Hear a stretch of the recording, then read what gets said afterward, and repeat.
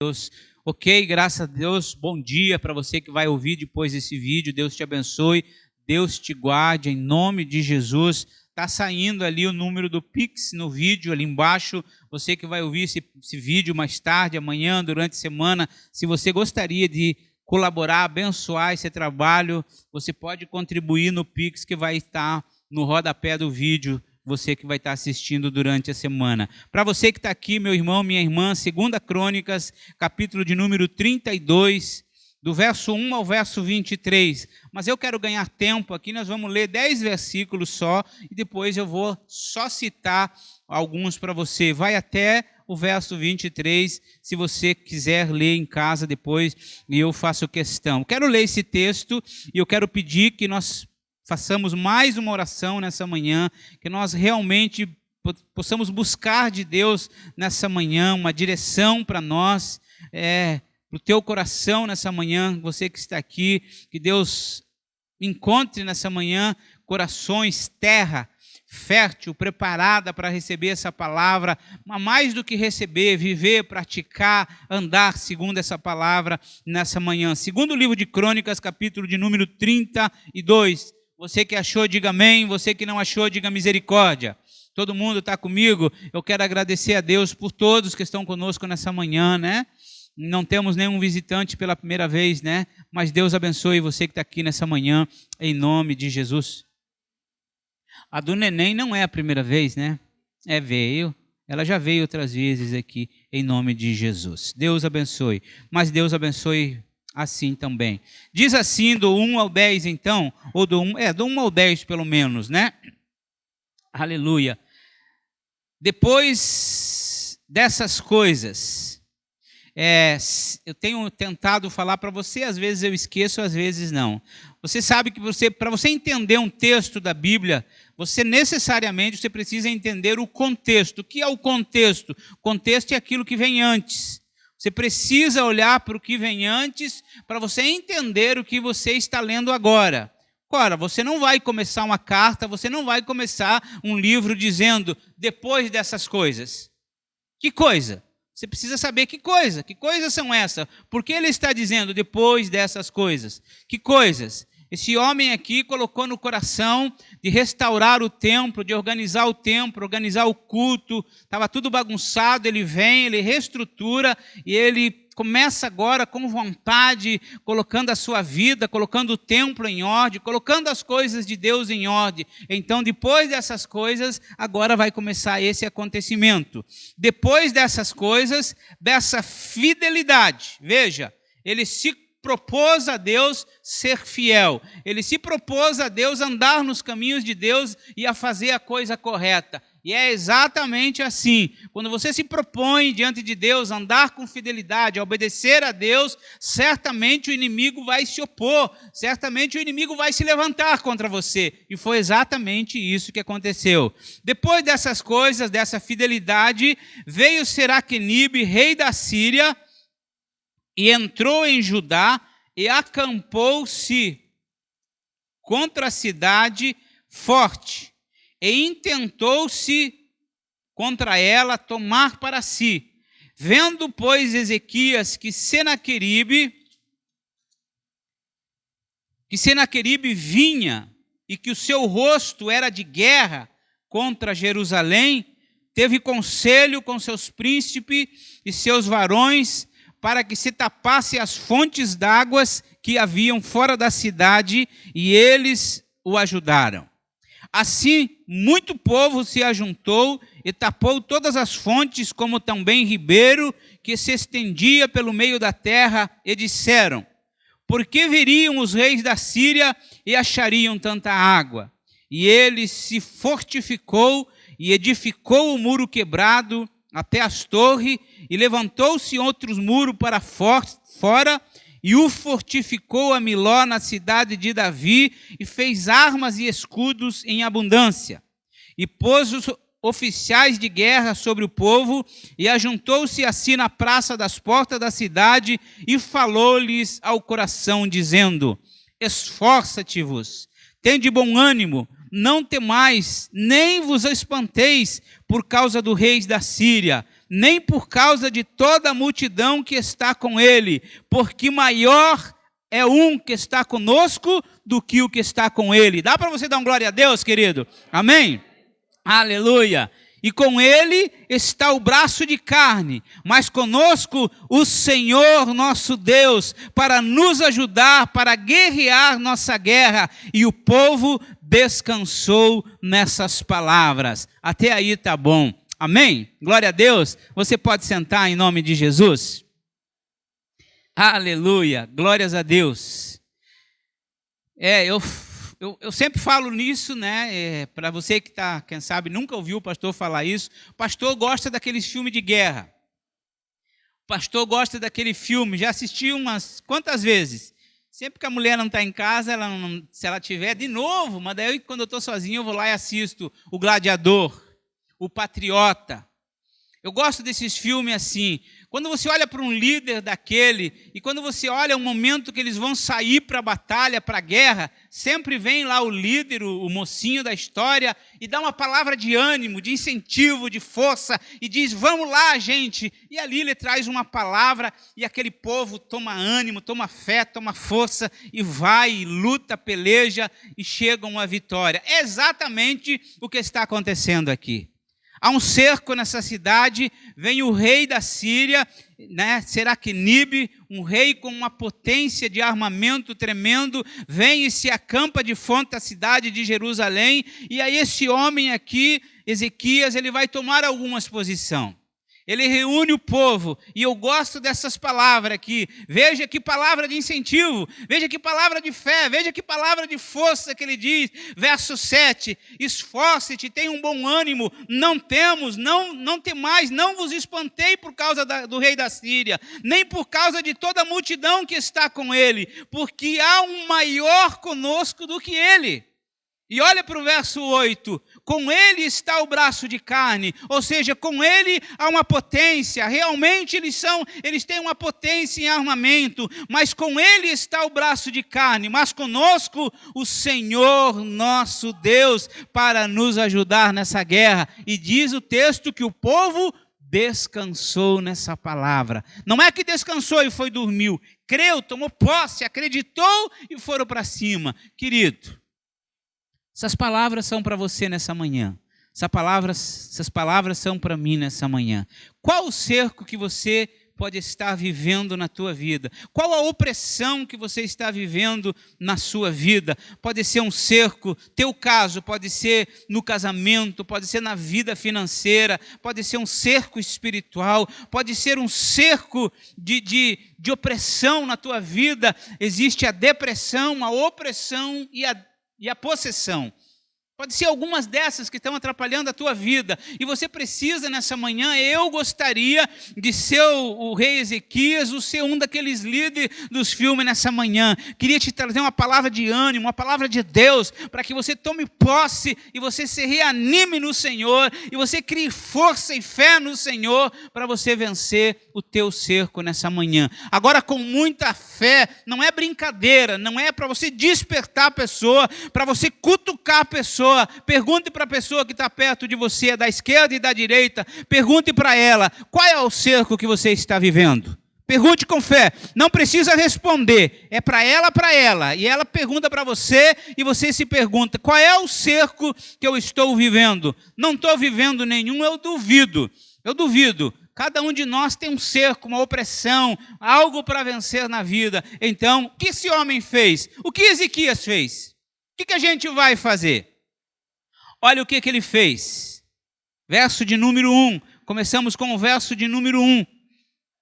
O verso de número 1 do capítulo 32 diz que depois dessas coisas, dessa fidelidade, ele se propôs, querido, a ser fiel. Ele se propôs a andar com Deus. Ele se propôs, como eu disse, ele organizou o templo. Ele voltou a celebrar a Páscoa, que não estava tendo mais. Ele regulariza as ofertas. Ele regulariza o sustento dos levitas, dos sacerdotes. E quando ele faz isso, que ele vem, meu Deus, que coisa sempre assim, né? Agora ele vem, ele organiza tudo isso, ele bota tudo isso em ordem, e o que ele recebe? Um ataque, uma afronta. O inimigo vem com fúria para cima dele, o inimigo vem para tentar parar, para tentar fazer com que ele não avance naquele projeto. É exatamente isso que acontece na nossa vida.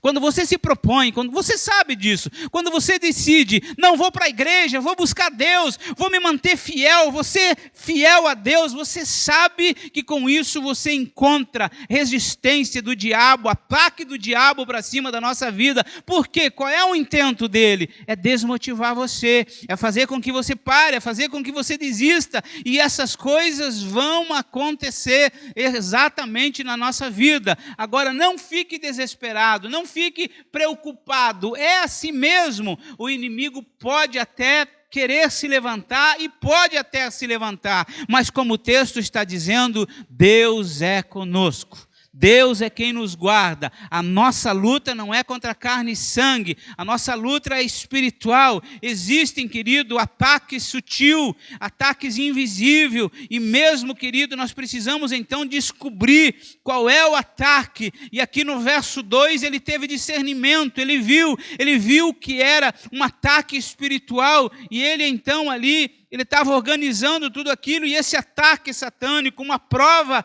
que ele tinha que enfrentar. E para mim, queridos, esse é o grande segredo. É você identificar, é você saber aonde o teu inimigo está lutando, como que ele está agindo, o que ele está fazendo. E aí depois, então, você tem algumas posições para tomar. Ora para Deus, qual é o teu cerco? Financeiro? Você vai pedir para Deus, Deus, aonde está o problema? Onde está o problema na minha vida financeira? Aí você vai ter que olhar para a tua vida e olhar para a Bíblia. Você está dizimando, você está ofertando, você continua fiel a Deus? Mas a prova continua ali, o inimigo continua tentando roubar, tentando entrar na tua vida financeira. Você vai se levantar agora em oração e você vai falar isso para Deus. Ele diz o texto, depois dessas fidelidades, ele se propôs a ser fiel, ele se propôs a organizar. Agora olhe para o verso de número 3. Aqui tem algo extremamente importante. Se você fizer isso que está no verso 3, a tua batalha, querido, já está 80% vencido, porque aqui está o grande segredo. Olha o que ele faz no verso de número 3. No verso 2 diz que ele viu que Senaqueribe vinha contra ele, e o seu rosto era um rosto de guerra. O que esse homem veio? Veio trazer flor para ele, veio dizer, não, tu és bem-vindo, não, que legal que você reconstruiu o templo, que bom que você trouxe de volta a Páscoa, foi isso? Não, ele viu que o cara vinha com um semblante de guerra, veio para pelejar, veio para guerrear, veio para tomar a cidade. Ponto. Ele decidiu ser fiel, entendeu de onde vinha a dificuldade e agora ele vai assumir uma posição. Verso de número 3. Teve conselho, o que é conselho? Chamou o conselho, chamou os líderes do templo, e os seus principais e os seus varões, para que se tapassem as fontes de água que havia fora da cidade. Olhem para mim aqui agora, olha a inteligência, olha a sabedoria desse homem, olha como Deus dá direção para quem é fiel. Olha que estratégia, olha que coisa linda. Meu Deus, será que eu saberia fazer isso? Nossa, que coisa, o que esse cara fez? Esse cara mandou as pessoas, tomou conselho, ouviu o conselho, as pessoas falaram para ele, e eles disseram, olha, a primeira coisa que nós temos que fazer é tapar as fontes de água. O que é isso, pastor? Tapar as fontes de água. Fontes de água em tempo de paz é uma bênção, mas aqui era um tempo de guerra. Lembra que esse cara veio para guerrear. E eles agora iam tapar as fontes d'água, para quê? Para que as águas não chegassem lá no exército inimigo. E o exército sem água, o que acontece? Se enfraquece, morre. Olha a sabedoria, querido, olha a inteligência. Vamos tapar as fontes de água. Há coisas, querido, que no tempo de paz são bênçãos, mas no tempo agora, a água aqui era algo que fortalecia o seu adversário. A água aqui era algo que fortalecia o seu inimigo, e ele precisava romper isso, e ele precisava tapar isso. Você sabia que você é responsável por alimentar o teu inimigo? Olha que impressionante isso. Isso é muito importante. Mauro, Gênesis, a Bíblia vai dizer que Deus fez o homem do pó da terra. E qual foi a maldição que Deus proferiu para a cobra? Você vai rastejar, me ajudem. E fazer o quê? Alguém falou aí. Você vai rastejar e comer o pó da terra. Mas de onde o homem veio? Do pó da terra. Quando Deus está dizendo, você vai se rastejar e você vai comer do pó da terra, significa que nós alimentamos o inimigo. E nós precisamos tapar a fonte que alimenta o nosso inimigo. Você pode estar alimentando o teu inimigo. Você pode estar vivendo um cerco de derrota porque você alimenta. Como é que você alimenta o teu inimigo? Com a tua ira, com a tua brabeza, com a tua desobediência, com a tua infidelidade. Você alimenta o inimigo. E você precisa romper isso. E você precisa tapar isso. É você que está alimentando o teu inimigo. Pastor, como é que pode? Eu tenho uma ira contra essa pessoa, eu tenho uma raiva. Você está alimentando o teu inimigo. Há um inimigo aí e é você que está alimentando. E nós precisamos romper isso. Aí você vai ter que olhar para si. Olha que inteligência, olha que sabedoria. Fiel a Deus, descobre o seu inimigo e agora começa a matar o seu inimigo. Agora começa a destruir aquilo que está alimentando o seu inimigo. Pastor, eu não consigo vencer a ira na minha vida. Enquanto você não vencer a ira, você está vencendo um inimigo, você está alimentando esse inimigo chamado ira na tua vida. Querido, é fato, é fato. Você sabe como é que um espírito do diabo se alimenta? Você sabe que existe um espírito, um demônio chamado Zé Pilintra?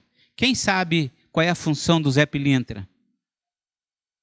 Me ajudem, gente. Vocês não sabem disso? Hã?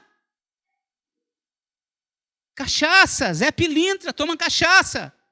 E você sabe como é que o Zé Pilintra toma cachaça? Usando um corpo, usando um aparelho, usando uma pessoa. É a pessoa que está alimentando o vício do Zé Pilintra. Você sabe que tem um espírito chamado de pomba-gira? Sabe qual é a função da pomba-gira? Você sabe qual é a função da pomba-gira?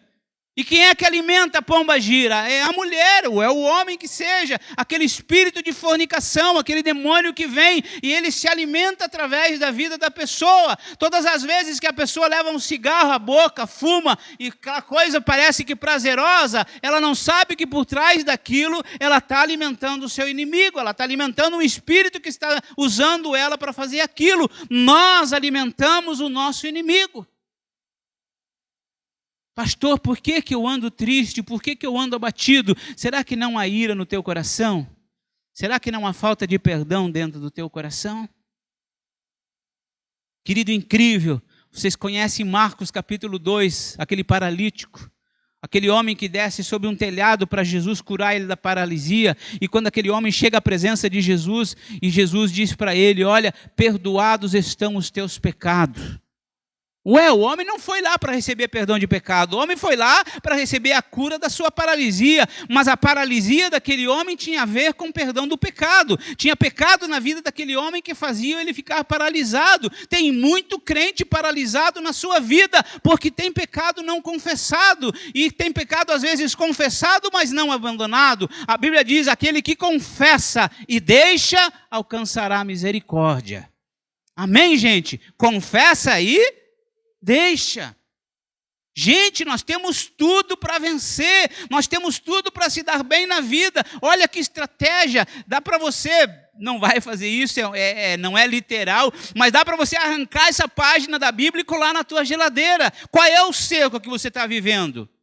Fidelidade, discirna qual é o teu inimigo, qual é o cerco, por quê, e comece a botar em prática isso aqui. Na vida financeira, tá. Estou sendo dizimista? Estou ofertante? Sou fiel a Deus? Sou. Bom, então o que está faltando? Aí você vai para Deus. Deus, eu estou aqui, eu estou fazendo isso, eu estou fazendo aqui, eu estou fazendo a tua palavra. Por que não acontece? Mas a gente não faz isso. A gente não vive isso. Esse homem então vai, querido, e ele tapa as suas fontes, ele para de alimentar o seu inimigo. Olha que coisa tremenda, verso de número 5. Olha que coisa tremenda tem aí no verso de número 5. Eu vou apurar aqui, querido, em nome de Jesus. E ele o que ele fez? Se o quê? O que é se fortificar? Se fortaleceu. Buscou ainda mais Deus. Fez um jejum, fez um propósito. Coisa que nós não fazemos. O cerco vem. O que a maioria das pessoas, quando o cerco vem, o que a maioria das pessoas faz? Depressão, se enfia na cama, se enche de dodói. Eu não estou falando mal de você, porque eu também ajo assim, mas ele não. A doença veio, o problema veio, ele se fortificou. Ele buscou a Deus. Quem sabe ele fez um jejum. Quem sabe ele lia a Bíblia uma vez por dia, ele diz, eu vou começar a ler 2. Ele se fortificou no Senhor. Querida, a tua vitória está no Senhor. Se fortifique no Senhor. Amém? Dá para você dar uma glória a Deus? Dá para você aplaudir Jesus por isso?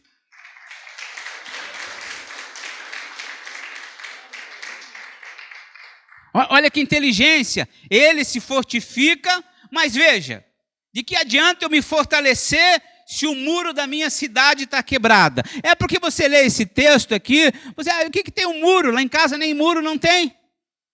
A gente faz essa comparação. Gente, nesse contexto de vida, uma cidade sem muro, desprotegida, era uma cidade fácil para se invadir. Cara, ele está sabendo que as pessoas vão invadir. Ele se fortalece e ele edifica. Ele vai lá, tem um muro quebrado, tem uma entrada. O que ele faz? Tapa aquele muro, tapa aquela brecha. Ué, se eu sei que o meu inimigo vai usar desse muro quebrado, é evidente que eu vou tapar esse muro. Querido, você precisa tapar muro. O que é tapar muro? É tapar brechas. Brechas que você abre às vezes para o mal entrar na tua vida. Você precisa fechar isso em nome de Jesus. Em nome de Jesus, eu tenho falado, por isso que eu gosto desses filmes, nós temos que assumir essas posições, nós estamos numa guerra, os crentes parecem que não entendem isso, nós estamos vivendo uma guerra, o diabo está vindo para cima de nós com míssil, com canhão, com aqueles mísseis teleguiados, e nós estamos tranquilos, nós estamos bobinhos na parada, o diabo veio para matar, roubar e destruir, ele quer destruir a tua vida, ele anda ao teu derredor como um leão. Ele ruge perto de você. Ele quer tragar você. Ele quer destruir você. Como é que você está enfrentando isso, querido? Como é que você está enfrentando isso? Ele veio para matar, roubar. Ele quer destruir teu casamento. Ele quer destruir tua vida emocional. Ele quer destruir tua vida espiritual. E nós precisamos tapar o muro. Nós precisamos tapar o muro. O muro estava quebrado, ele se fortificou e ele edificou o muro quebrado até as torres. E ele levantou o muro, os muros por fora e fortificou. Veja o verso 6. E pôs oficiais de guerra sobre o povo e ajuntou-se a si mesmo na praça, na porta da cidade e falou-lhes ao coração dizendo... Olha que inteligência desse homem. Ele pegou os oficiais, ele pegou os homens de guerra e pegou cada um e disse, olha, você vai ficar aqui na ponta desse muro. E você vai ficar mais aqui, Geiso. Você vai ficar aqui, Geiso. Sexta-feira nós fizemos isso. Eu quero dizer para você que enquanto você está assistindo televisão, enquanto você está dormindo, Deus colocou gente para estar orando por você. Sexta-feira nós fomos orar aqui nessas ruas. Nós precisamos fazer isso. A Bíblia diz que Deus nos dá as nações por herança se nós clamarmos. Deus nos dá a chave da cidade, mas quando nós decidir buscar, decidir pedir. Querido, você sabe que o macumbeiro, ele vai à meia-noite, 1h, fazer trabalho de macumbaria e feitiçaria. Eu sei disso porque eu já fiz. Você sabe que o macumbeiro come fissuras humanas, de dias morta para fazer pacto com o diabo. Eu sei disso, querido. E o que a igreja faz? O que a igreja está fazendo? Nós estamos numa luta. Nós estamos numa batalha. O diabo detonando, matando, levando vida. E a igreja fica parada.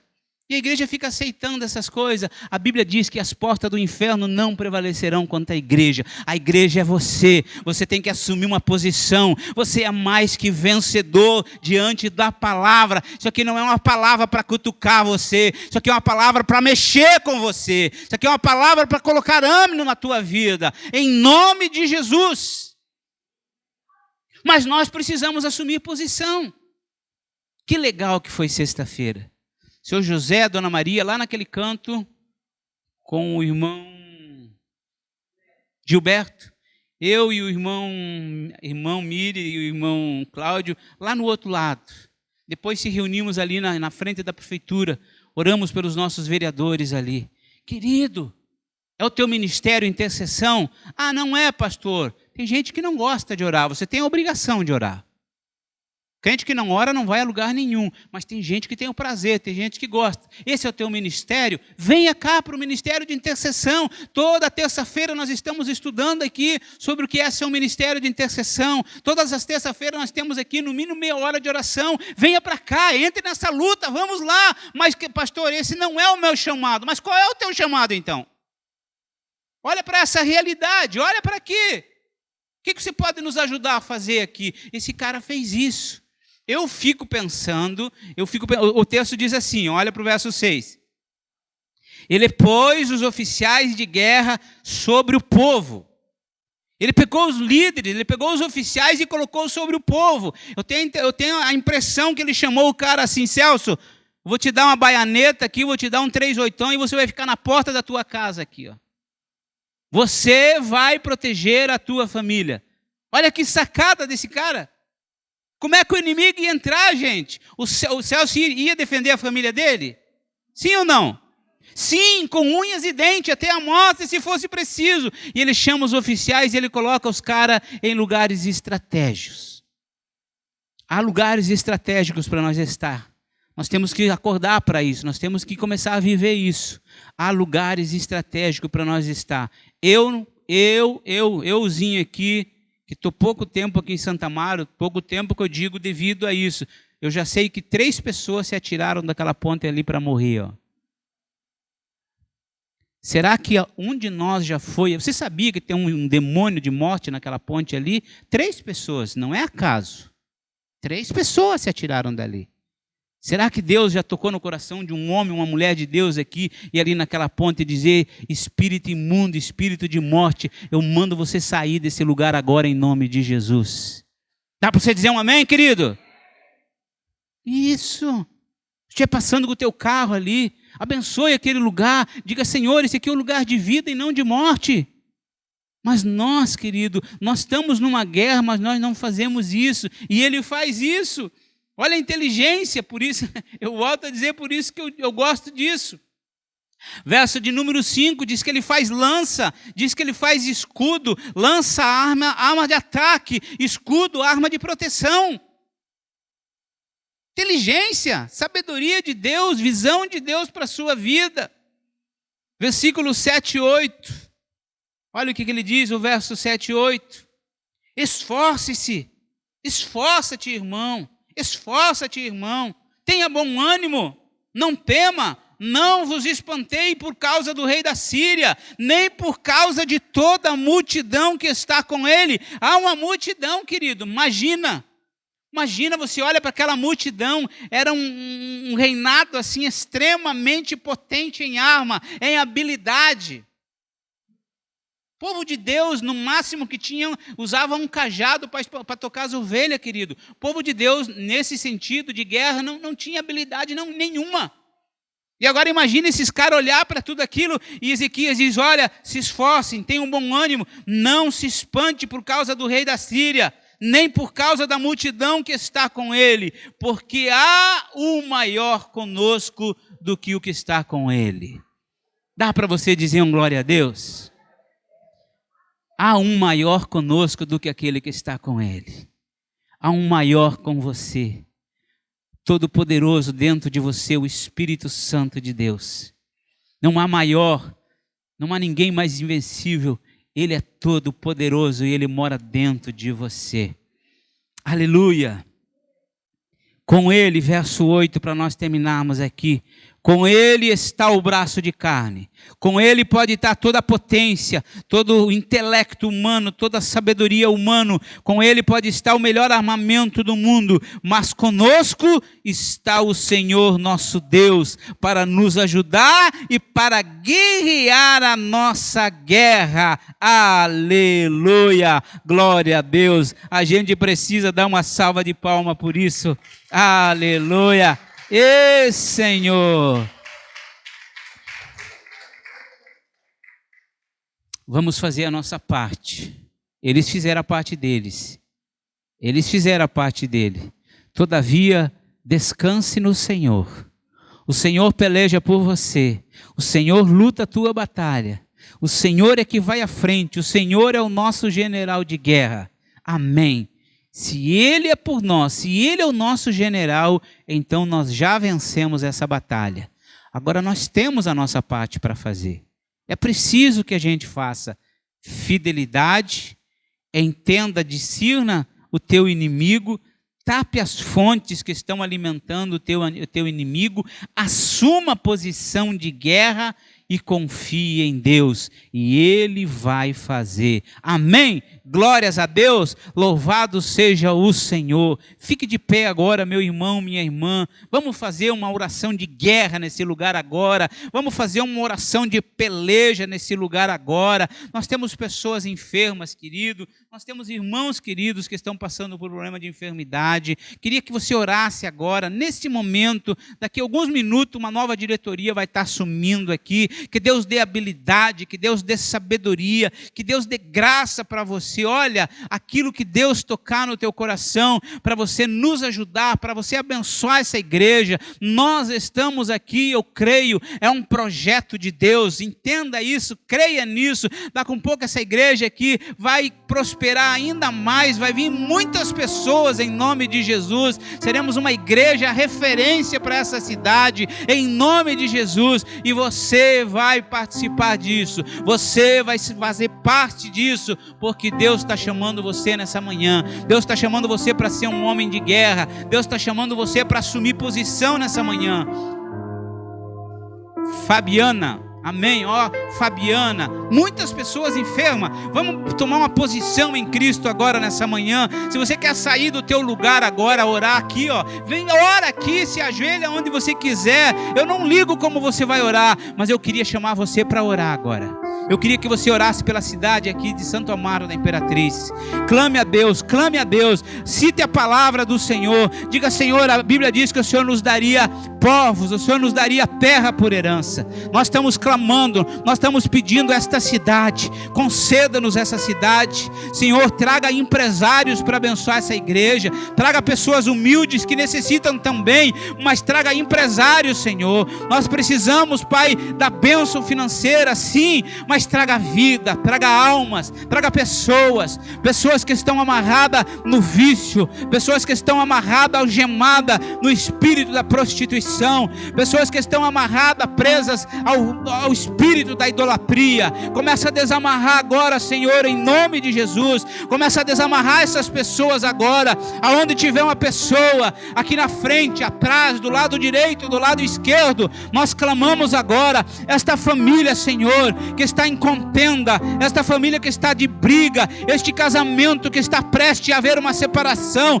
Senhor, entra com providência agora. Que nós sejamos uma igreja referência. Eu quero pedir pelos meus irmãos, membros dessa igreja, esses que estão aqui conosco convivendo, dá-nos esse espírito de sabedoria, dá-nos esse espírito de discernimento, dá-nos esse espírito de discernimento, de avanço, de poder, em nome de Jesus Cristo, porque conosco está o Senhor. Maior é aquele que está conosco do que aquele que está no mundo. Dá-nos, Senhor, vitória a esse irmão, essa irmã, esta pessoa que entrou aqui pela manhã. Ela veio aqui, ela está vivendo um cerco na sua vida. Eu não sei se é financeiro, eu não sei se é emocional, eu não sei se é espiritual, eu não sei se é uma doença, mas Pai, nós nos levantamos agora no nome de Jesus Cristo e nós declaramos para esta enfermidade, nós declaramos para essa dor, nós declaramos para essa vida emocional aí que está causando tristeza na vida desta pessoa. Nós te repreendemos agora no nome do Todo-Poderoso, no nome de Jesus. Visita agora os hospitais, Senhor, visita agora os asilos, Senhor, as penitenciárias, as casas de apoio, as casas de recuperação. Visita ali o hospital, Senhor. Tem pessoas ali no hospital que o inimigo quer levar ainda hoje, mas Pai, em nome de Jesus, não permita que esta pessoa parta desta vida sem ouvir do Evangelho, sem conhecer Jesus como Senhor da sua vida. E eu abençoo esta igreja, eu abençoo este povo, Pai, em nome de Jesus, em nome de Jesus. A cada um, Senhor, que entrou aqui nessa manhã, que receba do Senhor uma porção do Teu Espírito nessa manhã, de discernimento, de visão, de graça e de sabedoria. E Pai, abençoa a todos nessa manhã, em o nome de Jesus e para a glória de Jesus. Assim nós oramos. Aleluia. Amém, amém e amém.